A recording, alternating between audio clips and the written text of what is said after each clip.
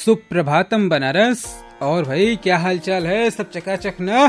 तो गुरु हो जाइए शुरू, बढ़ा लीजिए अपने रेडियो और मोबाइल का वॉल्यूम, क्योंकि शुरू हो चुका है आपका number 1 radio show good morning Banaras, आपकी वाणी आकाशवाणी के वाराणसी केंद्र से।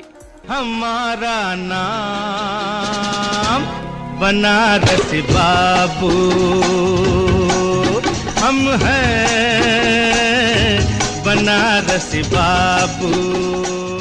जी हाँ, आपके रेडियो मित्र आशुतोष यानी बनारसी बाबू के साथ। आज दिन है मंगलवार और दिनांक है 3 अक्टूबर। तो आप सबके मंगल की मंगल कामनाओं के साथ आइए आगाज करते हैं आज के इस शो का। भाई साहब, 2 दिनों से मौसम का जो मिजाज बना है ना कि क्या बताएं। कुंवार के महीना में सावन की घटा छा गई लगती है। बरखा रानी भी कह रही कि जाते जाते ही सही सबके अरमानों को पूरी करती जा रही। और हमारे किसान भाई बेचारे यही कह रहे हैं कि का बरखा जब कृषि सुखाने। खैर, बी पॉजिटिव, देर आए दुरुस्त आए। अभी 1-2 दिन ऐसे ही मौसम के बने रहने की संभावना है। तो भाई, जो लोग अब तक पकौड़ियाँ नहीं खा पाए थे वे लोग तैयार हो जाएं और गरम गरम चाय के साथ नरम नरम पकौड़ियों का आनंद उठाएं और अपना ये फेवरेट शो भी सुनते जाएं जिसका नाम है गुड मॉर्निंग बनारस। अच्छा दोस्तों, महाभारत में युद्ध आरंभ होने से पूर्व जब महाराज युधिष्ठिर पितामह भीष्म को प्रणाम करते हैं तो पितामह उन्हें विजयी होने का आशीर्वाद देते हैं, लेकिन दुर्योधन इसका विरोध करता है। तब पितामह कहते हैं कि दुर्योधन, प्रणाम का परिणाम आशीर्वाद होता है। युधिष्ठिर ने प्रणाम किया, इसी से आशीर्वाद पाया। अब यहाँ सोचने वाली बात यह है कि क्या पितामह भीष्म के आशीर्वाद से ही पांडव युद्ध में विजयी हो गए? नहीं, उन्होंने पूरे जी जान से युद्ध किया, जीत की कीमत चुकाई, तब कहीं जाकर 18 दिनों के भयंकर संग्राम के बाद उन्हें विजय प्राप्त हुई। कहने को तो ये द्वापर युग की कथा है, लेकिन यदि देखें तो ये युग युग की कथा है। आज भी केवल आशीर्वाद या केवल कृपा से सफलता नहीं मिल सकती, क्योंकि सफलता का कोई शॉर्टकट नहीं होता, बल्कि उसकी कीमत होती है। जितनी बड़ी कीमत उतनी बड़ी सफलता, या ये कह सकते हैं कि जितनी बड़ी सफलता उतनी बड़ी कीमत। वह कीमत आपका परिश्रम है, आपकी लगन है, आपकी निष्ठा है, आपका सफलता के प्रति समर्पण है। आज हर कोई लक्ष्मी के पीछे भाग रहा है, लेकिन क्या आप जानते हैं कुछ ऐसे लोग भी होते हैं जिनके पीछे लक्ष्मी स्वयं आती है। शास्त्र कहते हैं कि उत्साह संपन्नम दीर्घ सूत्रम क्रिया वितिज्ञम व्यसनेश्वसक्तम शूरम कृतज्ञम दृढ़ सौहृदं च लक्ष्मी स्वयं याति निवास हेतु। यानी जो इंसान उत्साह से संपन्न है, शीघ्रता से किसी कार्य को करने वाला है, कार्य करने की विधि को जानने वाला है, जो व्यसनों में नहीं पड़ता, जो शूरवीर है, कृतज्ञ है और दृढ़ता पूर्वक मित्रता को निभाने वाला होता है, ऐसे व्यक्ति के पास लक्ष्मी निवास करने के लिए स्वयं आती हैं। तो आप खुद फैसला कीजिए कि लक्ष्मी जी के पीछे भागना है या ऐसा बनना है कि लक्ष्मी स्वयं पीछे पीछे आए। सोचिए सोचिए। और हमारा क्या, हम तो ठहरे भैया खाटी बनारसी, बनारस का खाते हैं, बनारस का गाते हैं और बनारस का सुनाते हैं। हमारा तो सीधा सिद्धांत है कि चना चबेना गंग जल जो पुरवै करतार, काशी कबहू न छाड़िए विश्वनाथ दरबार भैया, विश्वनाथ दरबार। आप सुन रहे हैं कार्यक्रम गुड मॉर्निंग बनारस, आपकी वाणी आकाशवाणी के वाराणसी केंद्र से। आइए अब जान लेते हैं देश दुनिया और अपने शहर बनारस का हाल समाचार। दोस्तों, साल 2023 के लिए चिकित्सा के क्षेत्र में नोबेल पुरस्कारों की घोषणा हो गई है। हंगरी में जन्मी अमेरिकी नागरिक कैटलिन कारिको और अमेरिकी वैज्ञानिक ड्रू वाइसमैन को संयुक्त रूप से इस साल चिकित्सा का नोबेल पुरस्कार दिया जाएगा। इन दोनों विज्ञानियों के शोध से 1 साल से कम समय में mRNA कोरोना रोधी वैक्सीन की राह आसान हुई, जिससे लाखों लोगों की जिंदगी बचाई जा सकी। प्रधानमंत्री श्री नरेंद्र मोदी को देश विदेश में मिले उपहारों की नीलामी शुरू हो चुकी है। कल से यह नीलामी शुरू हुई है, जो आगामी 31 अक्टूबर 2023 तक चलेगी। कोई भी व्यक्ति जो आधार कार्ड धारी है वो pmmementos.gov.in पर जाकर पंजीकरण कराकर इस नीलामी में भाग ले सकता है। इसमें विदेशी नागरिक भाग नहीं ले सकते। आपको बता दें कि काशी के उत्पादों पर यहाँ की पहचान से जुड़े 4 और उससे भी अधिक उपहारों की नीलामी इसमें की जा रही है। पीएम को मिले उपहारों में सबसे कीमती गंगा घाट की पेंटिंग है, जिसका आधार मूल्य 64,80,000 रुपए रखा गया है। परेश मैती की यह शानदार पेंटिंग काशी की सांस्कृतिक विरासत और आध्यात्मिक शांति का सार दर्शाती है। नीलामी में अशोक की लाट, अशोक स्तंभ, अंगवस्त्रम, विश्वनाथ मंदिर का मॉडल के साथ ही साथ रुद्राक्ष कन्वेंशन सेंटर, स्वरवेद मंदिर, गंगा पर बनी पेंटिंग, भगवान बुद्ध की प्रतिमा और काशी के पारंपरिक पहचान के उपहारों को नीलामी के लिए शामिल किया गया है। सीएम योगी आदित्यनाथ मंगलवार को विशेष संचारी रोग नियंत्रण अभियान का शुभारंभ करेंगे। वे गोरखपुर के बीआरडी मेडिकल कॉलेज से आयोजित कार्यक्रम से इसकी शुरुआत करेंगे, जो कि 31 अक्टूबर तक चलाया जाएगा। इस बीच में 16 अक्टूबर से घर घर दस्तक अभियान भी शुरू किया जाएगा। चिकित्सा एवं स्वास्थ्य चिकित्सा शिक्षा, पंचायती राज और नगर विकास सहित अन्य विभाग साथ मिलकर इस अभियान को चलाएंगे। निजी एजेंसी के माध्यम से कौशल युक्त युवाओं को स्वावलंबित बनाने का प्रयास किया जा रहा है। इस क्रम में सेवा पखवाड़ा के तहत युवाओं को स्टार्टअप शुरू करने के लिए 15 अक्टूबर तक मौका दिया गया है। क्षेत्रीय सेवा योजन विभाग के रोजगार मेला प्रभारी दीप सिंह ने बताया कि डे वर्क और प्रोजेक्ट वर्क के तहत 50 नए सेवा प्रदाताओं को सेवा मित्र के पोर्टल पर ऑन बोर्ड कराने का लक्ष्य रखा गया है। सेवा मित्र पोर्टल से जुड़कर आप सभी सेवाओं का लाभ उठा सकते हैं। एशियन गेम्स में सोमवार को भारतीय एथलीटों ने 7 पदक अपने नाम किए। एथलेटिक्स में भारतीयों ने शानदार प्रदर्शन जारी रखते हुए 3 रजत और 1 कांस्य पदक जीता।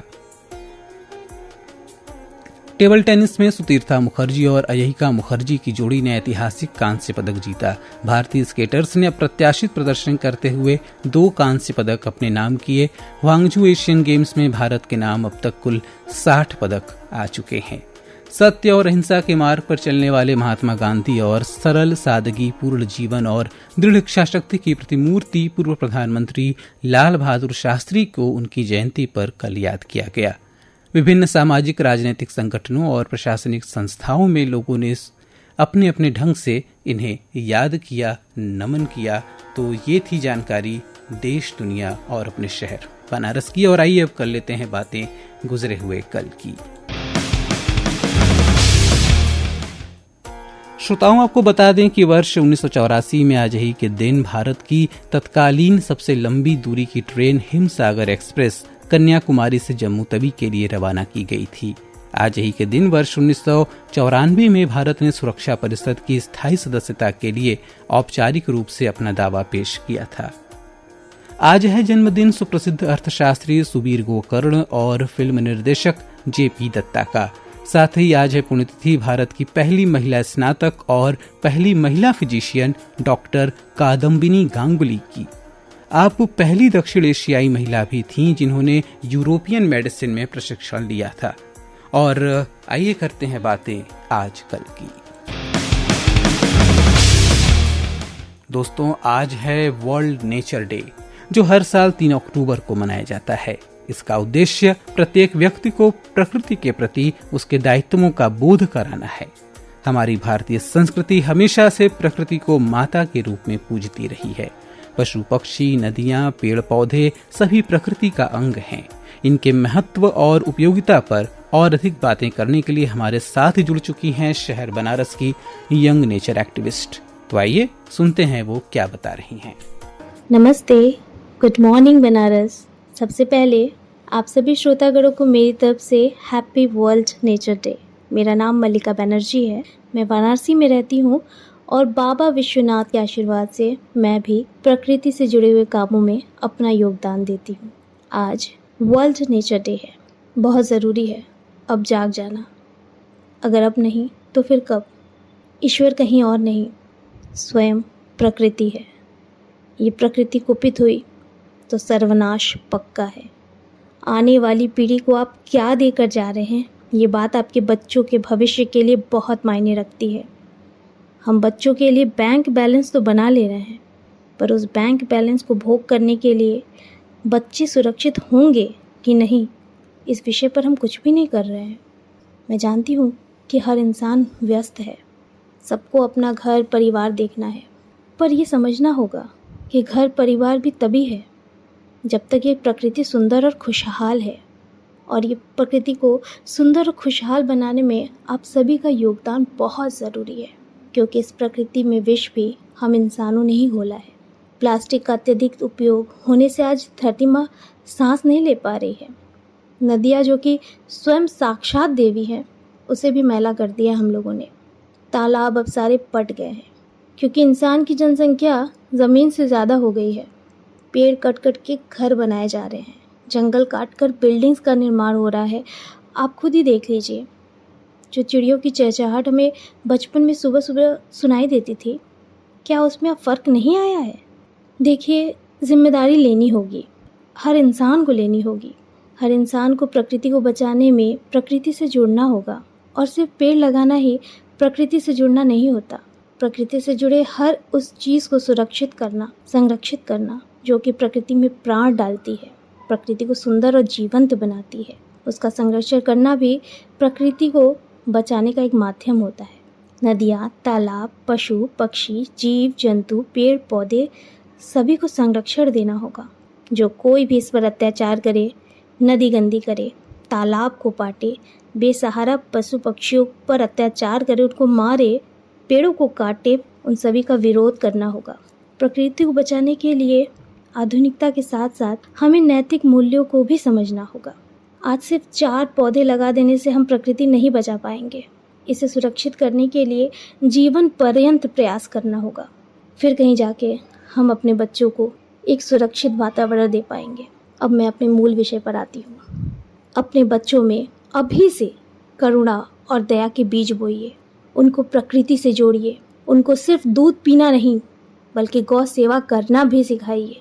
किसी कुत्ते पर पत्थर मारना नहीं बल्कि उसे रोटी देना भी सिखाइए।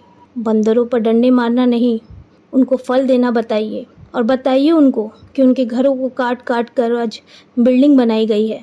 18 पुराण लिखने के बाद उसका सार यही कहा है, परहित सरिस धर्म नहीं भाई, पर पीड़ा सम नहीं अधमाई। दूसरों के हित के समान दूसरा कोई धर्म नहीं, और दूसरों को दुख पहुंचाने से बड़ा कोई पाप नहीं।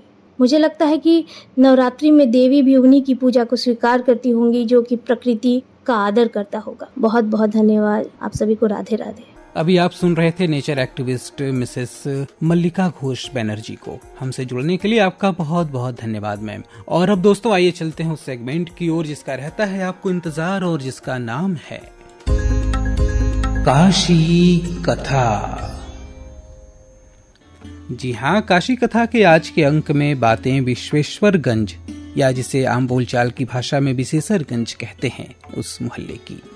विश्वेश्वरगंज के बाजार और यहाँ विश्वेश्वरगंज चौमुहानी पर विराजमान भगवान विश्वेश्वर के संबंध में पौराणिक आख्यानों के अनुसार यहाँ प्राचीन काल में तुगेश्वर नामक शिवलिंग के दक्षिण दिशा में एक शिव तड़ाग था, जिसे शिवेश्वर कुंड या शैव तड़ाग कहते थे। इस तालाब के पश्चिमी तट पर काशी खंडोक्त भगवान शिवेश्वर का भव्य शिवलिंग और मंदिर था। शिवेश्वर भगवान के दक्षिण दिशा में महर्षि जमदग्नि द्वारा संस्थापित जमदग्नीश्वर नामक शिवलिंग था। ऐतिहासिक अनुसंधानों से यह स्पष्ट हुआ है कि उक्त पौराणिक शिव तड़ाग को कालांतर में हालू गढ़ा पुकारा जाता था। ये हालू गढ़ा सन 1822 तक रहा, जिसे बाद में पाटकर उसके ऊपर विश्वेश्वरगंज बाजार बना। शिवेश्वर महादेव को विश्वेश्वर महादेव कहा जाने लगा और जिनका शिवालय वर्तमान में विश्वेश्वरगंज चौराहे के आग्नेय कोण में एक भवन में स्थित दुकान के भीतर है। जमदग्नीश्वर महादेव को कालभैरव क्षेत्र के एक भवन में पुनः संस्थापित किया गया। विश्वेश्वरगंज क्षेत्र में ही नगर का प्रधान डाकघर है। इस डाकघर का भवन 20वीं सदी के चौथे दशक में बना और सन 1938 में इसे गजटेड पोस्ट ऑफिस का दर्जा प्राप्त हुआ। इसी डाकघर के ठीक सामने हिंदी भाषा और साहित्य तथा देवनागरी लिपि की उन्नति और प्रचार प्रसार में सतत संलग्न रहने वाली संस्था नागरी प्रचारणी सभा काशी है, जिसकी स्थापना वर्ष 1893 ईस्वी में 16 जुलाई को हुई थी। इसके प्रमुख संस्थापक स्वर्गीय श्याम सुंदर दास, स्वर्गीय राम नारायण मिश्र और ठाकुर श्री शिव कुमार सिंह थे।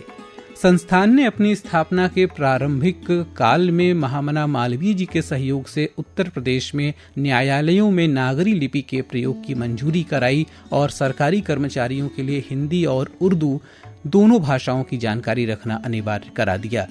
सन 1902 में 16 जुलाई को काशी नरेश द्वारा नागरी प्रचारणी सभा के वर्तमान भवन की नींव डाली गई। इसी सभा में स्थित आर्य भाषा पुस्तकालय देश में हिंदी का सबसे बड़ा पुस्तकालय है। तो ये था काशी कथा का आज का अंक, और अब घड़ी की सुइयां कह रही हैं कि बनारसी बाबू चलने का वक्त हो रहा है। 7:20 पर आप सुनेंगे प्रादेशिक समाचार हमारे लखनऊ केंद्र से। तो आप सभी को मंगलमय दिन की शुभकामनाएं। आप सभी स्वस्थ रहिए, मस्त रहिए, आपका दिन शुभ हो। नमस्कार।